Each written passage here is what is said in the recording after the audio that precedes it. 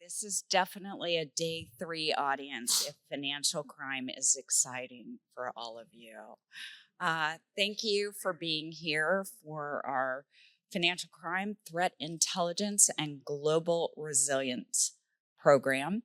My name is Stephanie Wolf, and I am here today with my senior advisory hat for Bank Check by Lacuna Solutions, one of the proud longtime sponsors of BAFT. I also have the great honor of serving on Deutsche Bank USA's board, and I am a proud alumni of Bank of America. I have 2 experts in their field to my left. I'm going to let each of them introduce themselves to you. Sarah? Thank you, Stephanie. Hi, I'm Sarah Gosler. I'm the head of cyber resiliency and human defense at Wells Fargo. Looking forward to being here and having the discussion today. By the way, I am going to interject. When I saw Sarah was one of our panelists and what her title was, I had to ask Gemini what that function was, so I did not embarrass myself in front of Sarah when I met her. We'll definitely talk through it. And hello, my name is Matt Proberstein. I'm the head of institutional cash management for North America at Deutsche Bank, but I'm also the incoming head of anti-financial crime for the Americas and global transaction monitoring for Deutsche Bank starting June 1st. Pleasure to be here. Congratulations on your new role. I want to say it publicly in front of many people. I am going to start with you, Matt. How does your organization, Deutsche Bank, keep track of AML and sanctions regulatory requirements? And how do you even partner with regulators to keep the financial system safe and secure for not only DB, but your clients? Thank you. I think it's a complex question, but I'll tackle this in 3 ways. Number 1 is first the easy part. At Deutsche Bank, we have a regulatory change management project, a team that is centralized and monitoring developments using a workflow tool that's fed through subscription sources.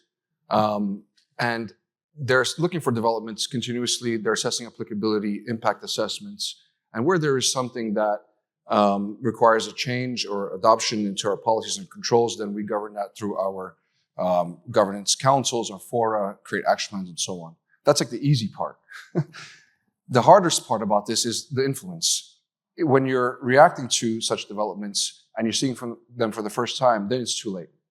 So at Deutsche Bank, we make it our business to be proactive and engage with policymakers, have a seat at the table to influence direction of travel of whether it's a client due diligence requirement or whether it's geopolitical type of measures that are going to be taken. We like to have a seat at the table to understand what's going to come, feedback, and then react, not surprised when that information is published. So one example of this is when the Iran war started back in February. We were meeting with our U.S. Treasury colleagues in D.C. to understand where the geopolitical trajectory was headed for the year. They didn't quite tell us that, hey, we're going to start a war with Iran or this would take place, but we kind of knew that something was going to change in the beginning of the year. So we updated our risk appetite. We reached out to our clients globally, especially our correspondent banking clients, and we said to them, hey, watch out for the geopolitics potentially changing. Look for certain groups, payments across certain countries. Look for disruption in supply chain finance. Watch out for ship-to-ship transfers, for falsified goods and documents associated with trade, and really just pay attention to the space. Lo and behold, 2 weeks later, war is declared. And so this is the type of proactivity that a bank should have so that you can anticipate and pivot your program towards the right space. But then finally, the third point, which is even probably the hardest point, is to take all of this and bring it back into your organization. Meet with your business heads. Make sure they understand why your program is pivoting, what the development was, what the impact is. Plan for it if you can. If you can't plan for it, explain why and pivot together. Make sure this is consistent across your different business segments. Bring your board along with you. Bring your examiners along with you, because you don't want them to be surprised about why you're making such a drastic change to a program. And of course, bring your auditors with you because they'll give you really good independent feedback that I think will help you land something that stands through any scrutiny. So that's our approach. Thank you. Sarah, I'm going to come to you, but don't relax too much because, Matt, you're getting the same question. Sarah, how does Wells Fargo use technology to, and it's really three things, prevent, detect, and investigate fraud and other illegal activity? So in cybersecurity, we have a term called the layers of defense or defense in depth. And so if you think about at the core, it's the crown jewels or the assets of a financial institution, and everything that's built above it is layers of how we protect that institution. So, you've probably heard of, and I won't bore you with the details of endpoints and networks and things like that, but all those fancy cyber terms. But those are all layers of defense in depth. One of the topmost layers is human defense. For those, and you brought up my title, for those of you that may not be familiar, we've often talked about the technology stack, right? And we've spent decades and trillions of dollars investing in the technology stack, which is really important. But we also now need to think about what I've been calling the human stack, and how are we building a symbiotic relationship between technical defense and human defense, because they actually go together, especially in an era of AI. When it comes to protect, protect, and respond, think about it this way. We use AI and machine learning to basically become our perimeter. We are constantly scanning, looking at different attack points that could happen. Within a firm the size of Wells Fargo and others, we use AI and machine learning to look across trillions of data points within a 30-day period. So let me make it real for you what I mean by a data point. Think about every email you send, every internal chat. The example I always like to use is I work in New York in Hudson Yards. So when I badge into Hudson Yards at 7:30 in the morning, that is a data point. If I was then to magically badge in to our London office 2 hours later, unless I grew wings and learned how to fly very quickly, that would be something that we would call impossible travel. So AI and machine learning will pick up that signal and say, wait a minute, Sarah couldn't be in New York and London within 2 hours apart. There's something wrong here. And so that's when the human comes into the loop. We use AI and machine learning to distill down those trillions of data points into what we would call an escalated event. Now, an event doesn't mean that something's actually happened. It means that we bring in a human to do some further analysis using what AI, at least at this point in time, can't replicate, which is human intuition, really looking into it and going, that's not possible. We need to investigate this further. Thank you, Matt. So, when I think about the space, I think about fraud. I think about the most prevalent financial crime out there by volume, by value, by impact, and it's fraud. And the amount of victims of fraud. So I want to spend a minute about talking about this. When I think about fraud, I think, how do we stop it? The name of the game for me is prevention. So prevent. By the time you detect, it's probably too late. A victim's been hurt and their money's gone, and then you're chasing to try to get those funds back, and it's unlikely. So prevention is the name of the game. When I think about prevention, I think about identification, verification. I think about different tools available like BankCheck, like LexisNexis, like Verifin and others. I think about biometrics.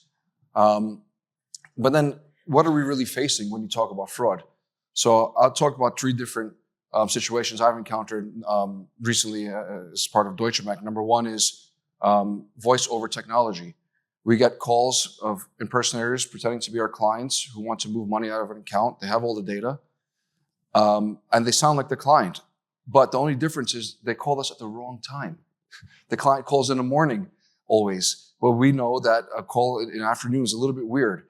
So that subtle red flag, us slowing down and thinking about that, really helped us face that situation. Number two is deep fake technology. So we have a semi-famous person trying to open an account with us. They're wearing it's a video conference. There's several of us. They're wearing a blue shirt. The window's halfway open in the background and the fan is spinning. Great call. The passport matches. Everything looks great. A week later, call with the person again, same blue shirt, same window, same fan spinning. okay, a little bit odd. Let's wait now a little bit. Let's have another call a week later.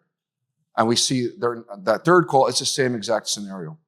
So now we think, okay, something here is wrong. Let's insert some more questions here that are not part of our process. Let's customize here and see if they can answer this. And then, of course, lo and behold, it's a fraud attempt against us to open an account. It's not really the person that they're representing to be.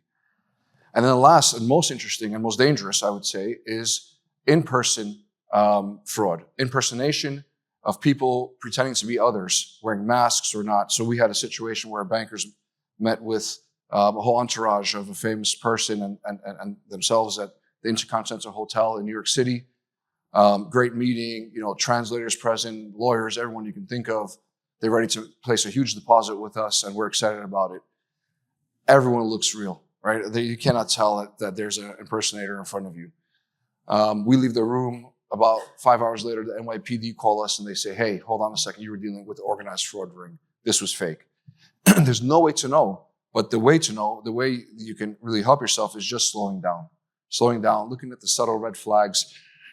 And as Sarah said, the human intuition, the human intelligence factor, nothing beats this. There's no AI to counter AI that would be greater than the human intelligence factor. If you look at stats published by the Federal Trade Commission, they talk about 12.5 billion lost in fraud to scams in the U.S. last year. They talk about small businesses claiming 10% of their revenue lost to fraud. And for every dollar of fraud committed, a bank spends $6 to try to fix that problem. So that's the cost, right? That's why prevention is so key. So like I said, you need to explore not just the biometric aspect of it and the technology aspects, but place your human intelligence into it. Slow down, create the simple callback, right, which is a human engagement. And this, I think, collectively can help combat fraud trends. I haven't yet seen the one solution that's going to really protect everyone and solve things, but I think we can do our part to have this multi-pronged approach. And thank you, Matt. I do think people matter, but I also think, as we'll talk about, technology matters. One of the things that's been really eye-opening to me working with BankCheck is seeing how a data-enabled risk management solution can actually help an organization thwart financial crimes. And it's amazing how the two can marry. But I am going to come back to the human in the loop. So Sarah, you work for, let's just say it's a big bank. It's a global bank. It's a complex bank. Hundreds of thousands of employees. How do you factor in the human element when you cross business lines and jurisdictions? Let me start with defining a little bit of the problem, so to give some stats as well. In my world, 98% of cyber attacks begin because of social engineering, which it means that it's not the bank's perimeter that's being attacked as much as it is the humans, right? So in 95% of successful cyber attacks happen because of a human error. So when you think about that, and to your point, whether it's the institution I work for or any other, you have to look at humans as the attack surface. And so we actually think about it as the behavioral attack surface. Now, because of social engineering and the AI era, basically social engineering has been industrialized at scale.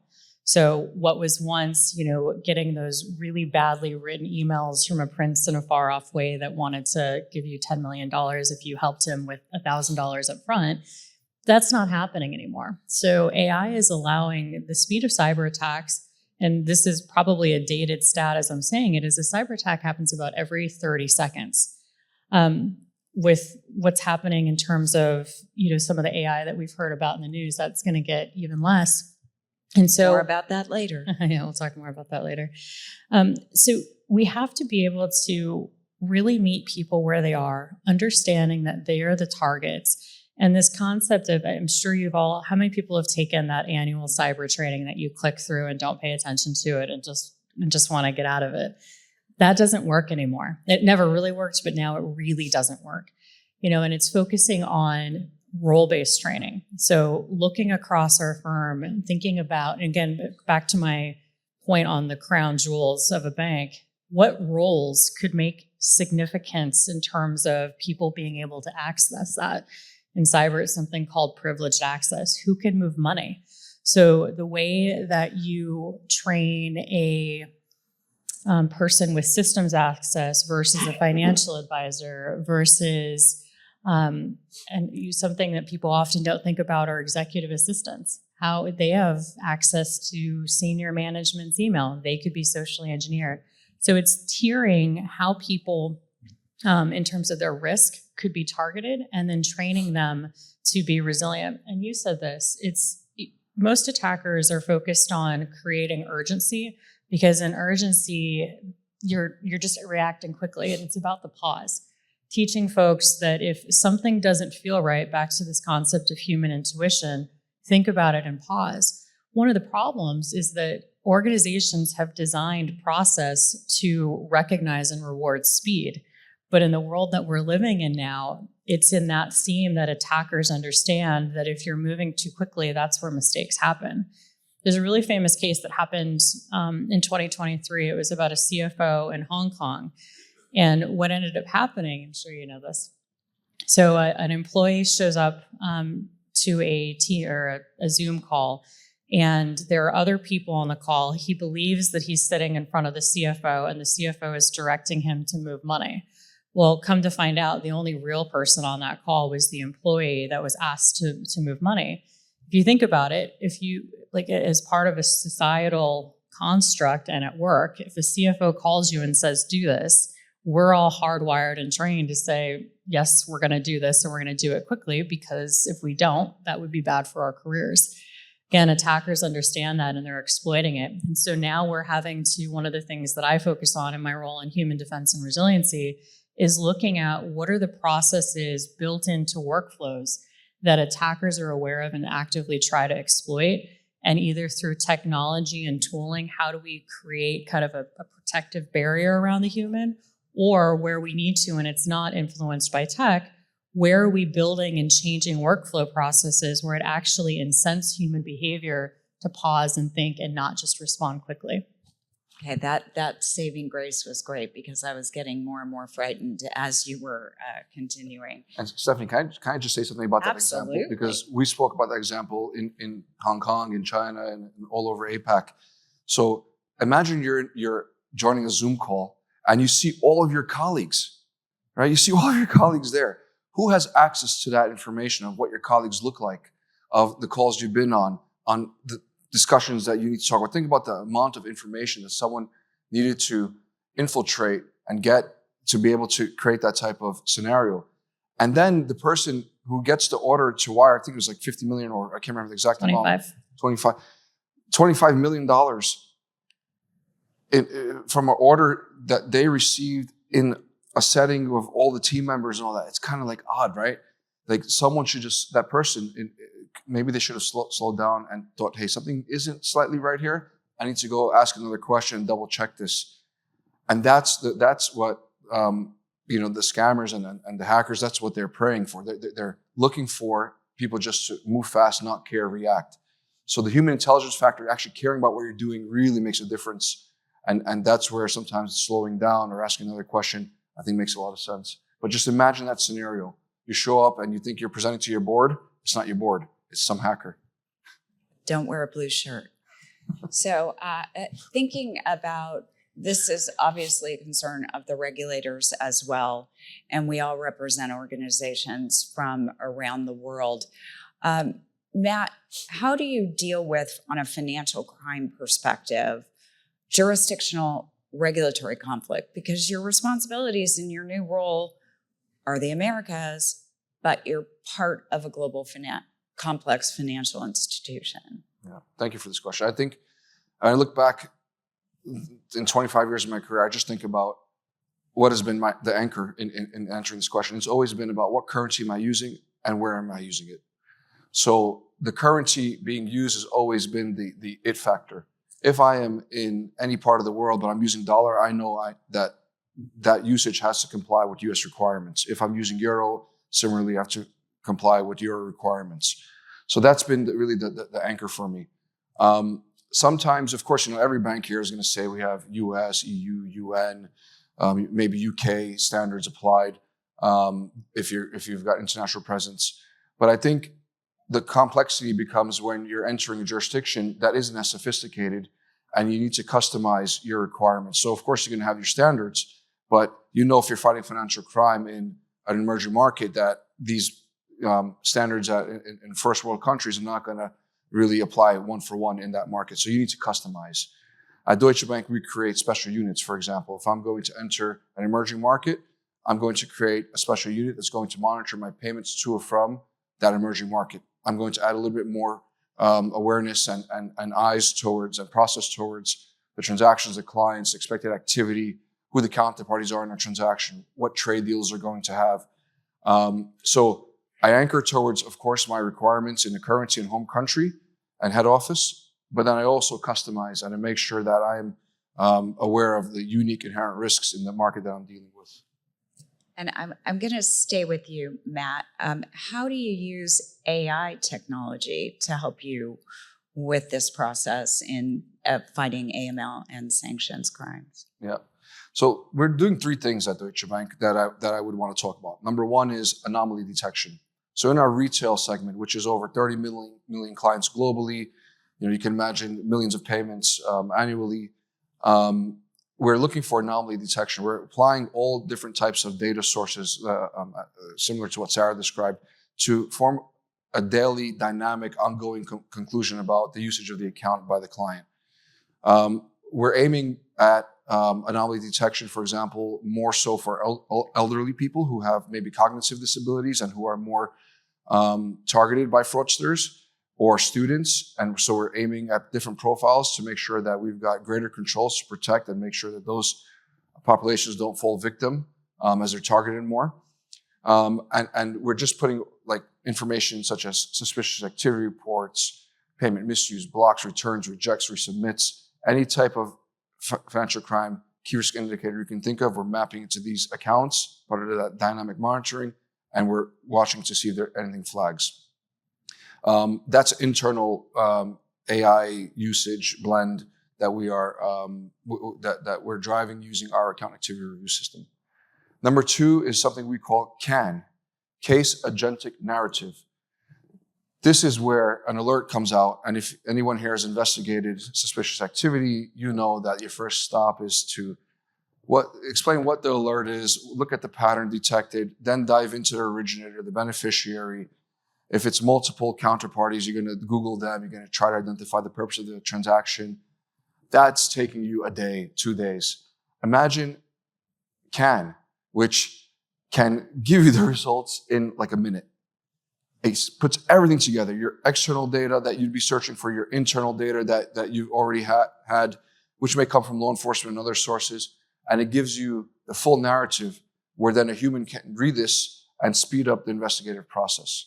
So the days of a look back that could have taken a year that you read in enforcement actions, or the days of investigating and spending millions of dollars on resources for this will be gone, hopefully, because our efficiency will improve. But we then invest into the people who will be reviewing the output to make sure it's correct, because AI isn't perfect and the data sometimes doesn't give you the right recommendation.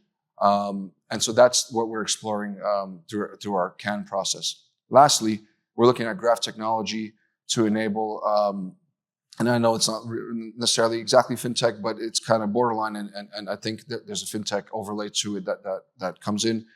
Graph technology of clients in certain segments, in certain locations, to show us what is expected, what should be the normal activity of these entities. And if we see an anomaly using that graph technology, if we see hidden relationships, if we see some type of link that wasn't known to us or surprises us, then we can dive in and understand better. So these are the three things that we're using to overlay our monitoring and compliance systems. Thank you. And whoever just asked the last slide or the last question, you are a mind reader, because I was just about to ask Sarah about the advancement of AI models. I have been in almost every minute of every session of BAFT, and not every minute, but I have only heard one person mention Mythos, and that was Nick this morning. So with the advent of Anthropic's Mythos model, we have seen that the timeline between reaching awareness and viable threat has collapsed to zero. And I just want to ask Sarah what that means for our industry, and then I'll ask her to go on and say, what does it mean for our risk strategies, our employee training, and how should we think about the fact that the speed limit has gone to zero in terms of humans being able to control the situation? So I'll reframe it a little bit, and as instead of focusing on any one advanced AI, refer to it more in terms of the next frontier of AI, which, to your point, there is no speed limit anymore, right? What I saw a headline, a CrowdStrike report, just while I was sitting outside, that said vulnerabilities are like, we will discover new vulnerabilities at speed and scale within the next 6 months that we haven't been able to in the past 30 years. If you think about cyber, it is about 30 years old. And one of the things that those of us that are in cybersecurity are grappling with right now is that the rules that we've built cyber around are changing, and they're changing very quickly. The time to detect has collapsed. Again, back to that point, what used to take a human hours, days, months is now happening in seconds. And so the landscape is shifting where resiliency becomes really important. From a cyber perspective, it was always about blocking and defending every attack. In this world, I think what becomes important is, of course, we have to continue to block and deflect every attack, but it's assuming that things are going to happen. How do we ensure that we can maintain critical business operation? And spending a lot of time focused on what are our alternate procedures? How do we train executives? One of the things, too, that's going to happen is the role of the human changes. We have to be able to fight at machine speed, which is taking AI and fighting with AI. That's going to become the new normal across, all organizations. Where that changes for the human, and we've kind of been talking about this so far, is it's the executive decision-making that comes into play. So if machine is fighting machine, how are we spending time training our executives to respond very quickly? Just curious, how many folks have participated in a war game? 3 or 4. So let me walk you through a little bit of, so I lead, one of the functions that my team does is we lead wargaming for the bank. That goes all the way up to the operating committee and down to individual layers. But what I have seen, and this is independent of the organization I work in, we see it everywhere, is when you pull executives into a room, you basically take a military concept, it's been around since the 16th century, and you unveil an attack, and it could be any type of attack, over what we call injects. So think of injects like chapters, and we model it like a real attack. Think about it. When something's happening within an organization, you don't have all the information up front. It happens slowly over time. And so what we will do is we will reveal information to the executives slowly over time as we progress, giving them more information, and then we'll pause and ask them, what are you doing now? How do you respond? Where do you escalate? Who materially owns this action? And the reason for doing this is because, again, back to what I said, if machines are fighting machines, let that happen here. It's what are the executives doing? As an example, who's responsible in the event of if there was a ransom attack? Who makes that decision in terms of whether you pay or don't pay? What happens if there is sanctions involved? Those are the types of things that we like to stress test, and that way you're having those discussions when you're not in an event. And one of the things that I think a lot of times people will sleep on is the importance of communications in an event like this. How are you communicating with regulators? How are you communicating with clients? How are you communicating within different areas of the bank? What about the press? And those are the types of muscles that you have to build as a human being in this new frontier. Thank you. I love moderating panels because I get to learn so much. There are a couple, I want to get to both of the questions that are on the screen, one each for Matt and Sarah. But Matt, I do want to ask you what your biggest concern over the intermediate term is on the financial crime front. Yeah. So look, I kind of hinted at this before. There are three things. Number one is protecting populations and clients that are more targeted for fraud. Elderly individuals, students, people who have a enormous digital footprint and are exposing themselves unknowingly. So I have a friend, her name is Professor Mary Aiken. She's a world-renowned cyber psychologist. And every time I see her, she goes, Matt, I really like that you don't have a digital footprint. And I'm like, but I have LinkedIn. And, I really like LinkedIn, but I have nothing else. I don't have Facebook or anything else. She goes, that's good. And I don't have any fraud attempts against me that at least I know of. But she describes fraud attempts against people and things that she's seeing in the industry because they leave a lot of footprint out there. And when a scammer is looking for information about someone they're going to target someone, the first place they go is like Facebook or LinkedIn or wherever else. They're looking at the age of the person. They're looking at who they're associated with. Then they're creating a replication of that person to impersonate them and go after their money. And when they're successful, it's so fast. There's no getting the money back. It's rare that the money actually returns back. So I'm really focused at tailoring programs to protect people who are more vulnerable to scams and fraud. Number two is the geopolitical thing that everyone's talking about. And I think yesterday during Trisha's panel and Vincent's from TD Bank, they were talking about the Navy who's policing trade finance. And I just had this visual in my head wow, there's a true element of this. The geopolitics of the world, keeping up with that, having a seat at the table to try to anticipate what happens next so you can quickly pivot is really important. We saw the sanctions regime against Russia in 2022 like nothing else in the industry. And that really consumed, I want to say, first line, second line, even third line. What happens if that happens again? What if there's a retraction of this? Are we prepared? So I'm really watching the geopolitical nature of things to make sure that we have the right response. And then finally, just the right capabilities, making sure that we have the right tools, AI embedded, keeping up with the times, connected with everyone. And I really can't wait to answer that first question that's up there about large correspondent rankings and sharing our information. But that's really the three things that are in my mind. But since you did mention your social media profile, I am going to sneak Sarah in to address that question on social media. So we all have social media, and I'm not going to sit here and say, don't have LinkedIn, I have a LinkedIn. But what becomes important is the information that you put out there. I saw a few years ago, a different organization, I think a financial advisor announced their book of work and just made it very public. They overshared details, and that puts a target on your back because now all of a sudden people are realizing that you have access to move great amounts of money. So one is, if you do have social media, you can't lock down your LinkedIn, but be really aware of what you're putting on there. Less is more. A lot of times people want to fill in the summaries of different roles, and that's where there's kind of a hotbed of information that people give away. Beyond LinkedIn, I always say this, whether it's Facebook, Instagram, anything like that, it should absolutely be private.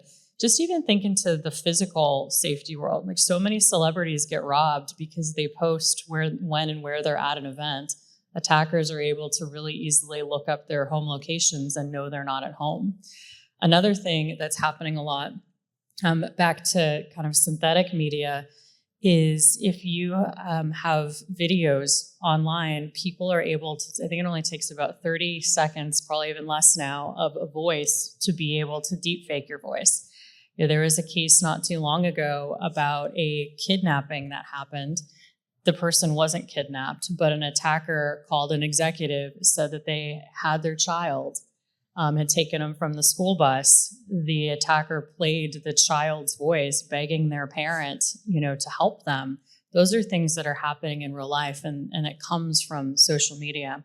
One thing that, just a practical tip that I like to give everybody, whether it's at work or at home, I'm a child of the 80s, so when I grew up, if anyone ever came to pick me up from school that wasn't my parents, we had a safe word. And so that is becoming really important, whether it's, again, you're at work and you're moving money. So having, an agreement with whether it's your peer or your boss, there's a word that nobody else knows, or even at home, what's that word? And it's not written down anywhere, but that's something that becomes really important in keeping us safe. And I think it's really interesting how it's like the pendulum is swinging. Technology has come so far, it's actually forcing us back into some uniquely human ways of doing things.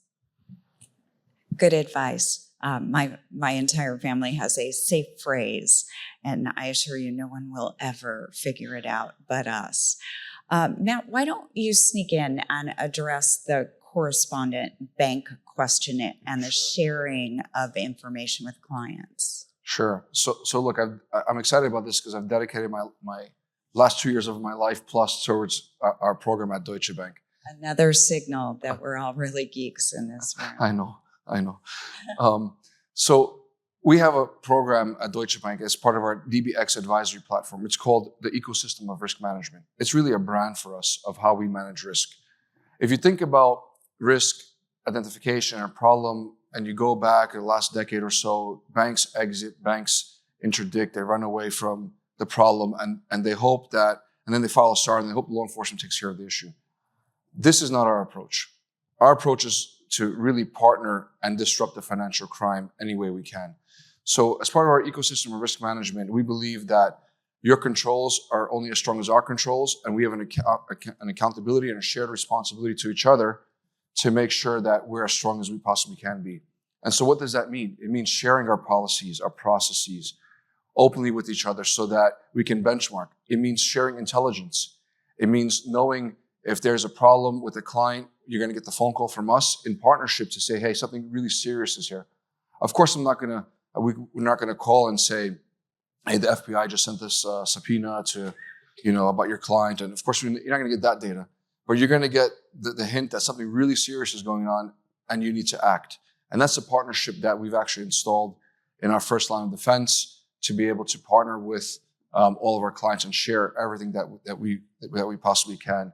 We literally have a 100-person team dedicated to this, people in every region that are solely dedicated to the client as part of what we call a client engagement and solutions team, who are like 20 plus years financial crime compliance professionals. Imagine that.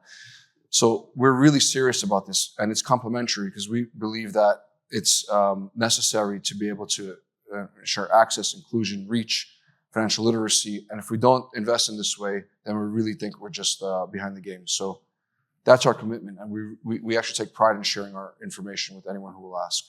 I've decided to throw away the rest of my questions since the ones you are asking are far better. I'm going to ask you each, since you have distinct areas of expertise, cyber resiliency and human defense, AML sanctions, financial crime, the question, what needs to be done to build relationships with regulators and to educate them? And Sarah, if you could address it from the AI perspective, which is the first question, and then Matt. And so we work hand in glove with our regulators. I think it's really important to have an incredibly strong, transparent, sharing relationship with them. Our CISO briefs them on a quarterly basis, specifically on what's happening within our cybersecurity organization. And we really view it as a partnership, both educating, we'll be talking about what we're seeing with advanced AI, what we're doing to prepare, and bringing them along the journey with us. I think in all of my experiences within banking, it's always been a strong partnership. It's bringing them to the table, understanding where they're focused on, showing what we're bringing to the table. And I think that'll continue with AI. What I think is important, though, is, and this is kind of that first question on what's the future of landscape for AI regulations. I think for many of us, AI got ahead of everyone. There's no one that it didn't get ahead of. And so what we need to do now is maniacally focus on building the right guardrails to ensure that we have a safe and secure future with AI, focused on supporting all of the great. We've talked about all the negative aspects, but it's also supporting all the great aspects and efficiencies that we gain from it. Absolutely. Matt, you can bring us home. Yeah, look, I think relationships, like the trust is the foundation of everything in a relationship to me. And I feel like some people are afraid to meet with their regulator. They get nervous, actually get really excited. I can't wait to see them and to show what we've done, learn from them, share with each other. If anyone thinks that the regulator expects you to be perfect, it's not true. I think they know that there will be issues, but they want to know that you're on top of them, responding to them quickly and transparent about them. And so the relationship, the education, actually we can learn a lot from our regulators too, because they're seeing not just what we see in our bank, but they're seeing all the banks that they're regulating, and to value that, ask for it, want it, partner with them in that. It's really important. When I go anywhere overseas, I always call some friends at the regulator and say, "Hey, do you want to join? Because we're going to be running a ecosystem and risk management session. I would love for you to share your experiences." And sometimes they say yes, sometimes they say no. But the key is they know that we want them at the table, and we're always transparent in what we're doing next. And I would say that that's the key for all of us here in the room also together, is partner through transparency. Don't shy away from the problem and always remain together on our path. It is so funny. My last phrase was going to be, what I've heard again and again and again at BAFT is the term partnership. We have two organizations with experts in front of us, and they learn from each other. We have the fortune of having many non-bank partners in the room who help us all do what we try to do. And a phrase on Monday was, the most successful organization will be the one that realizes they can't do it all themselves. So thank you. Thank you.